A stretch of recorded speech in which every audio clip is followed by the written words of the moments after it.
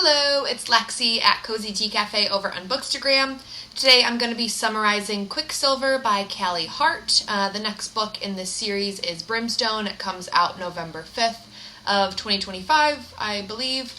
If you're not familiar, this is going to be an in-depth summary of the book. It will have detailed plot points, lots of spoilers. So if you don't want spoilers, don't continue. We'll just jump right in. This book starts off with Ceres Fane, who is a human girl from the poorest district in Zilvarin, and she's caught stealing. The guard drops his gauntlet and she risks grabbing it as she escapes because of how valuable it is. As she's crossing the wall to escape back to her ward, the gauntlet starts humming to her. Ceres brings the gauntlet to be melted down by a glassmaker named Elroy, who reprimands her for risking them both by bringing it there. Elroy was in love with Ceres' mom before she died, and he tells Ceres to get rid of the gauntlet because he's worried about what will happen if the guards learn what she can do to metal. Their queen, Madra, is human, but she's been alive for over 1,000 years, and no one knows how because magic is outlawed. Ceres sees gambler and smuggler Carrion Swift and her brother Hayden at a bar. Ceres and Carrion used to hook up, but it ended badly. Ceres hands the bag with the gauntlet to Hayden and confronts Carrion about gambling with her brother. He mentions that an officer's gauntlet was stolen by a girl from the Third and says that he has a warehouse if it needs to be stashed. She acts clueless and leaves. When she goes outside, her brother and the gauntlet are gone. Ceres tracks down Hayden and sees him in front of 30 guards who are commanding him to toss the bag over. He tries to run, but Ceres tells the guards it was her who stole it.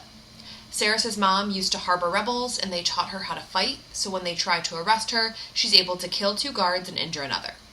The captain approaches her, and she realizes that she can't outrun them all, and she gives herself up. Captain Heron takes Ceres from her holding cell and brings her to Queen Madra, who asks if the Fae sent Ceres there to kill her.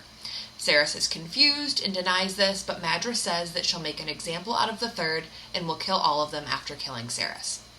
Madra leaves and orders Heron to kill Ceres, and he stabs her multiple times, but on the final blow, the metal halts and melts in Heron's hand. He's shocked and shouts about heretical magic, and the melted metal pursues him. The metal swallows him up, and a stranger in black arrives and carries Ceres out before the metal swallows her up too. Ceres wakes up in a large room, and a Fae woman named Everlane enters and explains that the male appeared to rescue her because the sword called to him when she touched it. Everlane explains that they're in the Winter Palace in the Fae Kingdom of Yavelia. Kingfisher, who is the man who rescued her, shows up and Everlane tells him to keep hidden because he isn't supposed to be there. Everlane tells Ceres to wash up because they're going to meet her father, the king. On their way, they pass by statues of the gods, and Ceres says information on the gods was swept away by the desert. Everlane says that Madra knows the gods and chooses to keep them hidden from her people, which shows her corruption. She says the gods are Styx, god of shadows, Curran, god of secrets, Nysinai, goddess of masks, Malleus, god of dawn and new beginnings, Balmathin, twin goddesses of the sky, and Zareth, god of chaos and change. Ceres is brought to a large room full of hundreds of Fae, and she sees the skull of a huge beast above the dais. Everlane tells her that it's the skull of the last dragon named Amnam-Shakrai. Ceres says that she needs to get back home to her brother, and the king says that he is already dead because Madra is not known to make false promises. King Bellicon says he's surprised that a human awakened the Quicksilver, but his guards confirmed that she reopened their portals. The king orders guards to bring forward Kingfisher, and he's snarling with madness now. The crowd murmurs, and the king calls for him to be executed for his treachery and alludes to a traitorous battle at Gilthry over a century ago. Everlane asks a crone named Malway to help him, and Malway stands and says that the sword sings to her of a prophecy. Malway says that the traitor is not to be killed by the king, and that he should be given back the pendant that was taken from him. The king tries to argue, and Malway says that it's the will of the gods and it must be obeyed. General Renfis steps forward and says that Kingfisher should be brought to the front lines. He says that Yavelia will be defeated if he doesn't help them win the war. The pendant is returned to Kingfisher and his madness settles, while Renfis escorts him out. Ceres learns that Yavelia is stuck in an eternal winter because it only has one sun that sets every night, unlike Zilvarin that has 2 suns that never set. Ceres and Everlane head to the library and meet an old man named Rusarius. Everlane tells the man that Ceres was found with the sword named Solace and says that she must be an alchemist since she was able to touch it without it burning her alive. Kingfisher shows up and says that only Fae are alchemists, so she must have a drop of Fae blood. Kingfisher tells Ceres that long ago, Madra used Solace to seal the pathways, but if she knows that an alchemist has returned the sword to the Fae, she'll fear that a war is coming and want to conscript as many citizens as she can, which means that there's a chance her people are still alive. They also tell her that only alchemists can open the pathways between Evelia and Zilvarin. Kingfisher tells Ceres that humans used to live in Evelia, but the Fae were cursed with sharp teeth and drank all of the humans dry. Everlane yells at Kingfisher and reveals that he's her brother. Kingfisher calls Ceres Oshalith, Osha for short, which is a butterfly that hatches and dies in a day, so it's his way of calling her weak. Kingfisher and Ceres head to the forge, and Ceres asks about his pendant. Kingfisher says that the Quicksilver pools are pathways that connect realms, and the Quicksilver is believed to be sentient. Alchemists used to forge weapons out of it, but it's extremely dangerous when its raw form touches bare skin. Quicksilver was in Heron's dagger, so when it melted and touched him, it made him insane. Kingfisher's mother gave him a pendant and a spell-warded ring to protect him from the Quicksilver while crossing between realms, but he had to go into the Quicksilver without it once, and a small bit of the Quicksilver remains in him that the healers could never get out, so he needs to wear the pendant at all times so he doesn't go insane. He took the pendant off to give it to Ceres when they traveled back to Evelia, so she would be protected in the Quicksilver. Alchemy is a long-forgotten magic that used to have 3 uses. Fae looking for immortality, Fae who wanted to create things using metal, and Fae who wanted to cure and heal disease. All of the Quicksilver acts together like a connected network, so when Madra plunged Solace into the Quicksilver, it froze every pathway. Ceres learns that Everlane is nearly 1,500 years old and Kingfisher is over 1,700 years old. Ceres asks Kingfisher if he leveled a city to the ground to get himself banished, and he says yes, and says that he was banished to hell for 110 years, but won't reveal why he did it. As a test, Fisher grabs her hands and they explode with pain, and tells her to listen to it and make it stop. She hears Anarath Moore chanting in her head and screams it out, which makes the pain stop, and she also sees liquid Quicksilver in her palm. Kingfisher tells her to make it sleep, and Ceres hears it talking to her in her mind, and she sees it transform into a solid piece of metal. Then Ceres punches Kingfisher in the face. Everlane explains that Kingfisher's father was married to her mother. When the Quicksilver pools stilled, the king declared that Kingfisher's father was responsible and had him executed. The king then announced his engagement to their mother, which came as a shock to everyone since they had never met. The king was furious when their mother brought Kingfisher to the palace and said that he wanted an heir of his own as soon as possible. When their mother became pregnant with Lane, he blamed Kingfisher that it was a girl, and also blamed him when she died giving birth. Kingfisher goes to Ceres' room to eat breakfast, and she's briefly turned on by him, and he calls her out because he can smell the shift in her scent. They head to the library, and Ceres learns that the Fae would travel through the Quicksilver by envisioning where or what they wanted as they walked through the portal. Kingfisher and Ceres experiment with the Quicksilver and Fae bone, but they're unable to get it to bind to each other. Ceres finds a fox in the workshop and names him Onyx. Kingfisher taunts and flirts with Ceres, and she kisses him to distract him while she steals his ring. When Kingfisher leaves, Ceres takes her pack and the fox and runs for the large Quicksilver pool below the palace, attempting to escape back home. Ceres hears the Quicksilver in her head, guiding her towards the pool. The voice in her mind beckons her into the pool, and as she's about to step in, Kingfisher knocks her out of the way. He tells Ceres that the ring doesn't protect against Quicksilver, and it would have killed her. Ceres says she won't help him without knowing if her family is safe. He tells her that he'll go back to get one human if she promises to help him.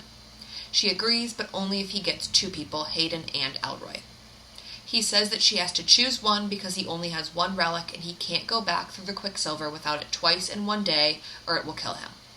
He chooses Hayden, and he cuts both of their palms to complete a blood oath, and he goes through the portal.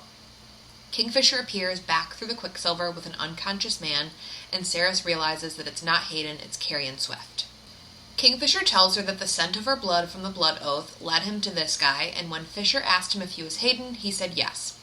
Kingfisher was attacked by guards on his way in and out, and he won't be going back again. Kingfisher goes to get healed, and he commands Ceres to stay hidden and keep quiet, and she has a strange urge to obey because in the blood oath she promised to assist him in any way necessary and to do as she's told. Kingfisher says that they need to leave right away before the king realizes what they're doing. They ride on horseback through the wicker wood while Carrion is still knocked out. Ceres hears screaming, and Kingfisher says the screams are from the spirits called Shades, which are trapped in the wood, reliving their deaths. They stop at a pub to stay for the night, and Fisher heals Ceres' wounds and tells her they're headed for his home city of Kalish, which is now an active war zone. Renfis shows up, and Fae warriors at the pub start to recognize them and praise them as war heroes. Kingfisher, Ren, and Ceres take a shortcut through a shadow gate, and it leaves Ceres sick, nauseous, and in pain. Ren tells Ceres that the Quicksilver in Kingfisher weighs on him and says that he used to be kinder. Carrion finally wakes up and tells Ceres that Hayden is perfectly fine and nothing has changed in the third. He says that Elroy shows up to the palace daily and demands to see her, and Hayden plans to break her out, but Carrion set him up with a good job. Kingfisher makes a promise to let Ceres and Carrion go home as soon as Ceres makes enough relics for his people. They head to the forge in Kalish and find a fire sprite named Archer who expresses his excitement at seeing his old Lord Kingfisher again. Kingfisher explains that shadow gates only work within their realm, and it alerts anyone within 50 leagues when they're used, which is why they had to travel outside the vicinity of the castle before using it. Kingfisher shows Ceres about 15,000 rings and tells her that she needs to turn all of them into relics. Ceres is stunned because the task could take her years and she doesn't even know where to start yet. Renfis talks to Ceres and tells her that she needs to get to know Kingfisher better to make things run smoothly, and he sets up a dinner between the two of them. At dinner, Ceres and Kingfisher argue, and she says that he didn't hold up his end of the bargain. He said that after their kiss, he had another sent on him aside from her blood, which must have led him to Carrion because of their intimate history, and he seems a little jealous. Suddenly, the wall blasts open, and 4 monsters pour in as Kingfisher fights them. Ceres is cut by one of their poisoned claws, and Kingfisher runs her to a healer.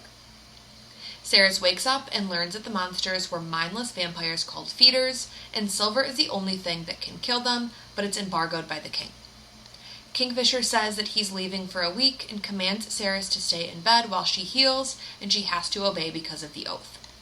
Carrion brings Ceres breakfast and tells her that Kingfisher made him take a bath and had 3 water sprites scrub him down because he didn't like the way that he smelled, and Ceres remembers Kingfisher telling her that he could smell her scent on Carrion from 3 miles away.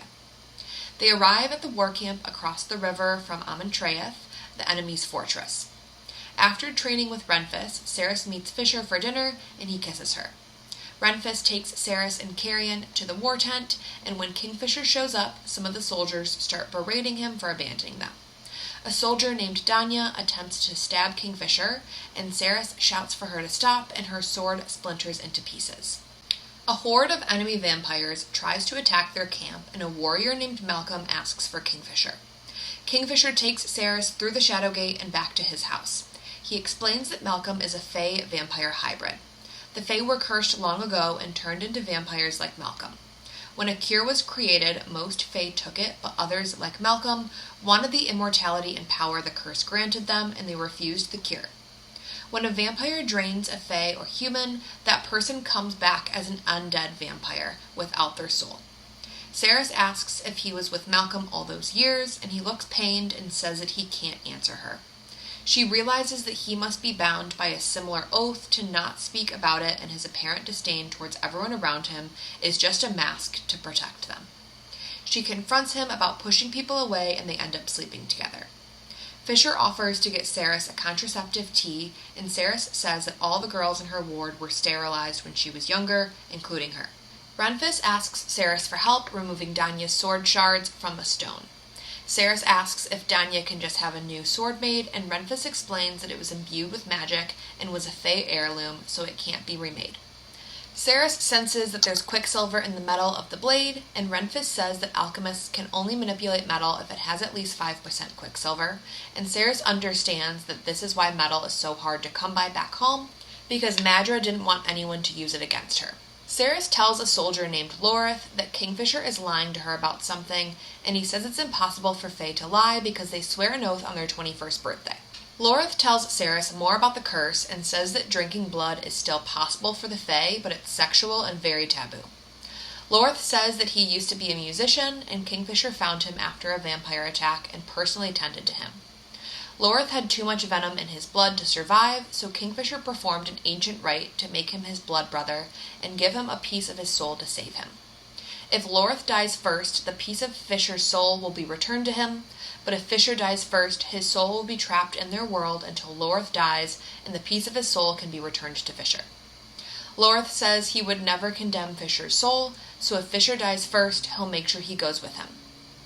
Kingfisher takes Cerys to a little village called Ballard during the Solstice Festival, and she meets an old woman named Wendy. Suddenly, Cerys is overcome by voices in her head yelling Anarath more, and she nearly faints. Kingfisher brings Cerys back to his mother's old house in the village and asks her why she said those words. Cerys says that she hears them in her head and asks what they mean, but he can't tell her, presumably because of his oath. Cerys wakes up to Kingfisher screaming and thrashing in bed, and he tells her to go and says it will end within an hour or two. She refuses to leave and hears the chanting in her head again. Cerys tells Kingfisher that her father died when she was 2, and her mother turned to prostitution to make ends meet. She didn't want the same for Cerys, so she asked Elroy to take her on as an apprentice at the forge, and she would smuggle scrap metal. She started housing rebels in secret and would decline her usual clients, who were mostly guards. The guards started to get angry at her because of her rejection, and they searched her publicly in the square one day and found 2 tiny knives, so they slit her throat in front of the town in retaliation. Cerys didn't want the guards to know that Elroy made the daggers, so she slept in attics and snuck in and out of the forge to work. When they wake up the next morning, they sleep together, and Cerys asks him to bite her and drink from her. Cerys looks at her hands and sees runic tattoos all over them. Kingfisher uses magic to take them away and says they'll be gone for good in a month unless she chooses to keep them. Cerys continues working in the forge, and Carrion asks her if she's ever tried asking the Quicksilver to merge with the metal to create a relic. She goes to the sword shards and tries asking the Quicksilver to dislodge itself. It appears sentient, and the Quicksilver says it wants music. So Cerys agrees to sing it a song if it allows her to reforge it into a sword, and it agrees. She asks if it will imbue magic into the sword, and the Quicksilver says it will flow with magic if she brings it a worthy song, and its bearer proves themselves to be honorable. The shards remove themselves from the stone and start to reform a sword as Lorith whittles the hilt. When the sword is done, Lorith runs his hands along the blade, and it draws blood. The Quicksilver speaks to Cerys and tells her it wants its song. Kingfisher arrives and shows them an aurora outside that hasn't been seen for over 1,000 years, and Lorith begins singing a ballad of Kingfisher and the 8 Lupo Proalia warriors. The sword speaks and says it accepts payment of the song and judges the one who bled on it worthy, meaning the sword is now Lorith's. Lorith tries to deny the sword, but it speaks and says that it claims him. Kingfisher says that he deserves it for being a member of the Lupo Proalia without a god sword for over 400 years. Cerys mentions the ballad and no one knows what she's talking about, and the Quicksilver tells her that the song is theirs now, forgotten by everyone else. Lorith names the blade Evesieth, the unsung song. Cerys and Kingfisher share a bed, and she overhears the Quicksilver in him calling to her. She asks it to strike a bargain and leave him, but it says it can't because it bound itself to him when he entered its pool, and they permitted him to live because he has a higher purpose. Renfist bursts into their tent and says the horde is at the bank again. Fisher gives Cerys his father's god sword, Solace, to help them fight after she refuses to leave. Cerys, Kingfisher, and Lorith all attack and fight vampires using their god swords, and Lorith's sword gives him the magic of Angel's Breath, which shows as a bright white light. Everlane cries out from across the bank, and she's surrounded by hundreds of vampires. A vampire named Taladeus has Everlane on a leash, and she's been bitten and enthralled to Malcolm. Taladeus tells Kingfisher that he has 12 hours to bring himself and the alchemist to Malcolm, or else Everlane will be turned completely. Danya barges into the tent and demands her sword back. When she tries to grab it from Lorith, her hand explodes into mist and there's just a stump left. They all head back to Kalish to get Danya healed and to research a way to help Everlane before she turns into a vampire completely.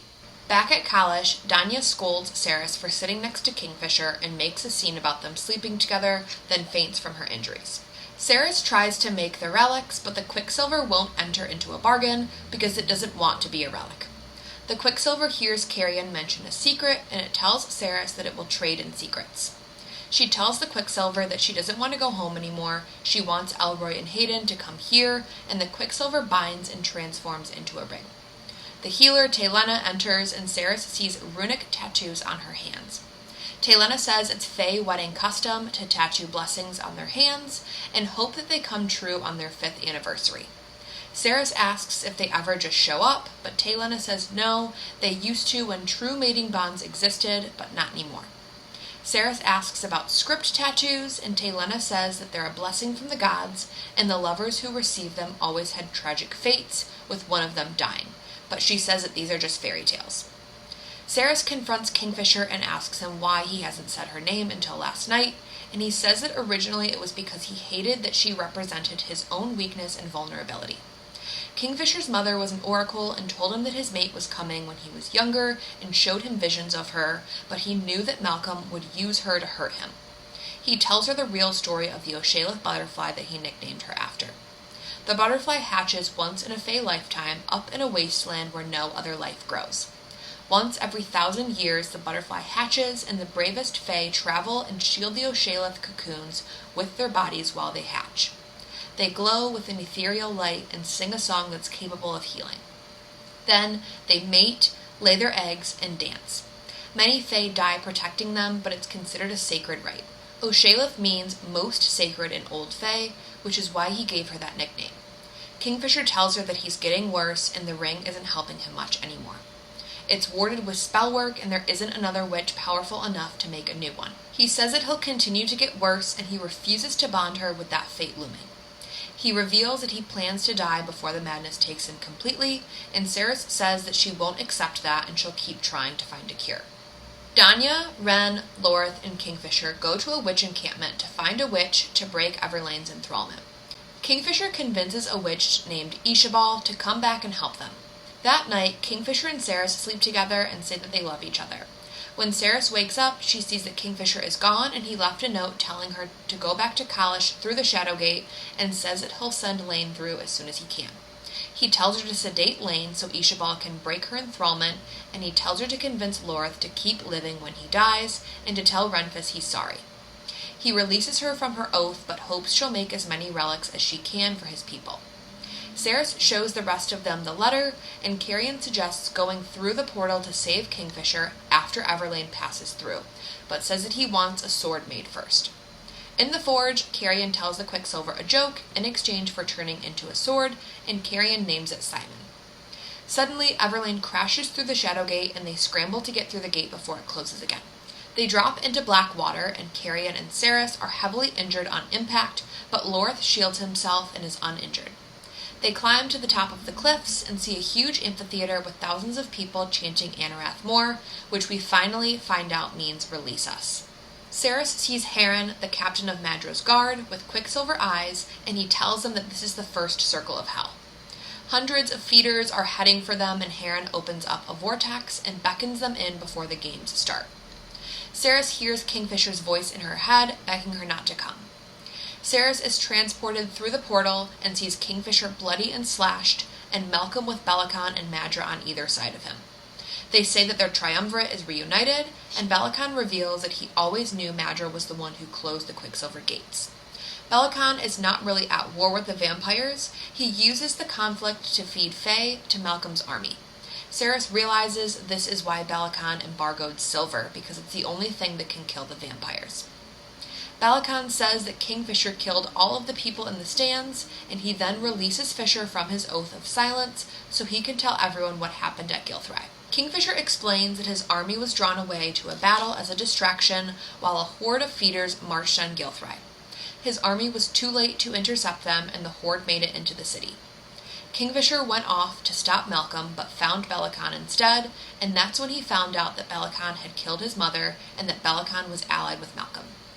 The two of them made a deal with Kingfisher that if they tossed a coin and it landed face up, the horde would have to leave, but if it landed face down, they would take the city and destroy it. Kingfisher wasn't allowed to touch the coin or influence it, wasn't allowed to harm either of them while it fell, and wasn't able to speak a word of their deal.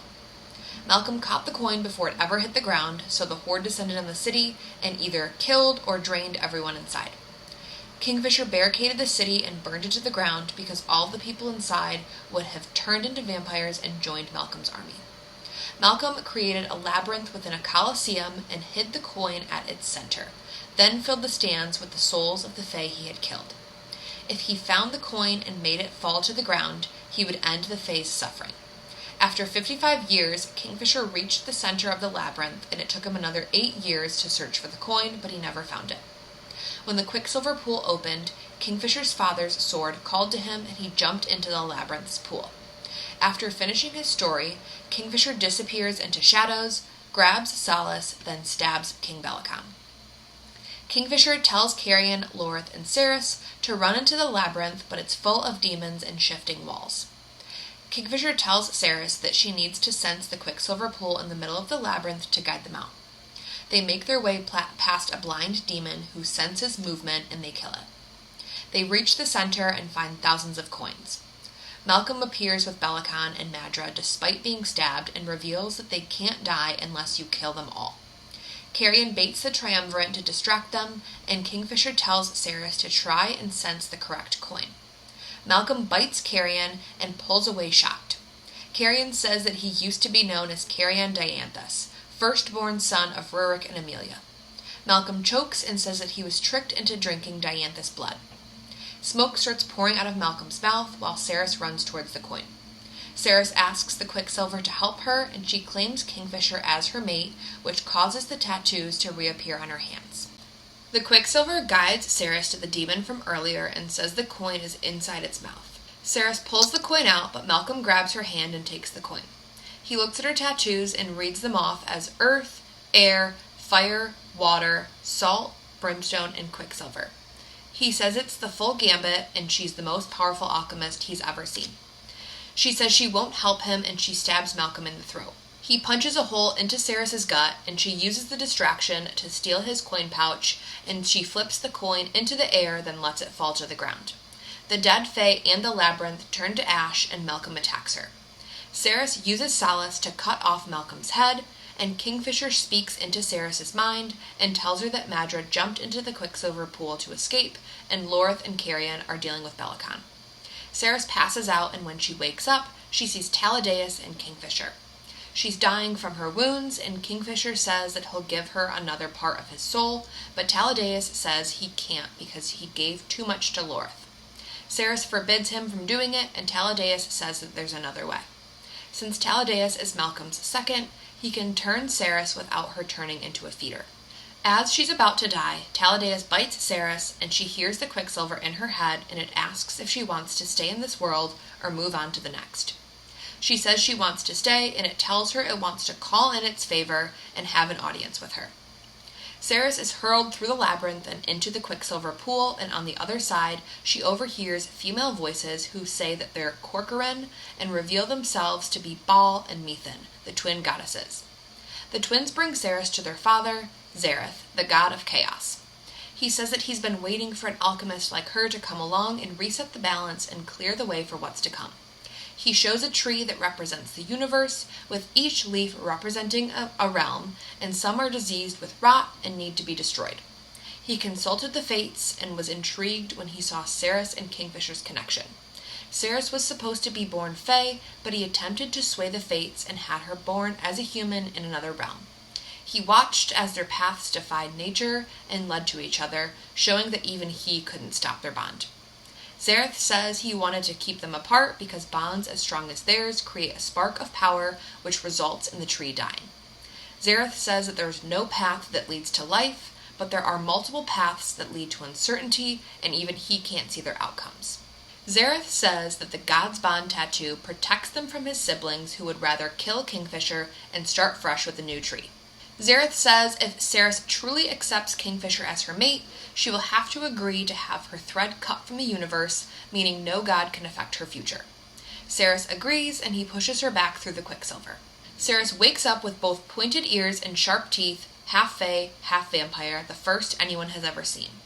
Cerys sees Carrion with Fae ears, and he tells her that he's a Fae heir, and Fisher's father glamoured him and brought him to the human realms to protect him from Belicon, but then he got trapped in Zilvarin when the Quicksilver pools closed. Everlane was saved, but remains in a deep sleep, and Belicon escaped. Carrion's blood was able to affect Malcolm because his bloodline was used to create the original curse, and vampires can't drink from or enthrall anyone from the bloodline that created them. When Kingfisher enters, the Quicksilver in his eyes is almost gone after Ishabel and Taylena helped heal him, which halted his madness. Kingfisher opens the window and reveals that they're on the other side of the river in Amentraeth. Since Malcolm didn't have an heir, the fortress was passed down to whoever killed him, meaning Cerys is now the queen of Amentraeth, and the vampires want to crown her as their queen. So that's where the book ends. Again, the next one comes out, I believe, November 5th. So if you have any other recommendations for books that you would like me to summarize, particularly fantasy books in series before the next one comes out, just leave me a comment and I'll try my best to get to it. But thank you for watching.